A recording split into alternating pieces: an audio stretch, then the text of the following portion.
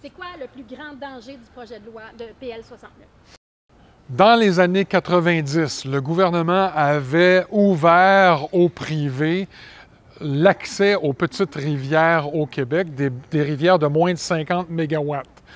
Ça a créé un genre de ruée vers des projets de petits barrages qui a mené à toute une gamme de problématiques. En fait, on a même créé une commission d'enquête, la commission Doyon, pour enquêter sur les malversations liées aux entreprises privées qui essayaient d'avoir des droits sur des rivières en donnant de l'argent à des élus, en créant toutes sortes de conditions malsaines au niveau économique. Ça l'a mené à une centaine de recommandations.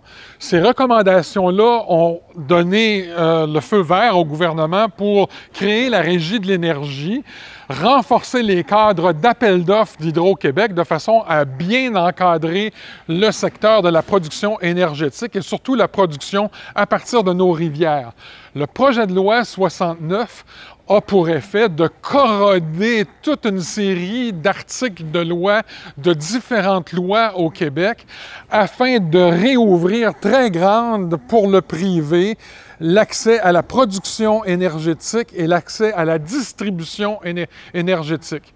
Donc, on augmente, par exemple, la puissance de la location de la puissance hydraulique au Québec de 50 à 100 mégawatts, ce qui va rendre plus rentable des projets privés et multiplier la participation du privé aux appels d'offres.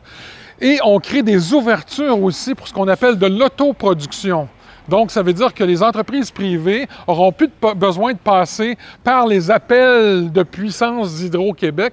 Elles vont pouvoir aller demander au ministre directement l'accès à des parcs éoliens, à des rivières, pour être capables de produire pour leur propre consommation. Et en plus de ça, on ouvre aussi à la distribution.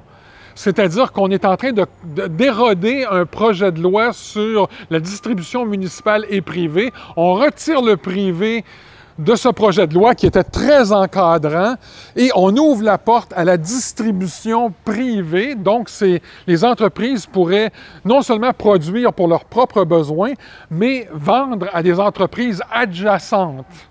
Donc, c'est clairement indiqué dans le projet de loi qu'on crée les conditions aussi pour avoir des réseaux de distribution privés industriels parallèles à Hydro-Québec.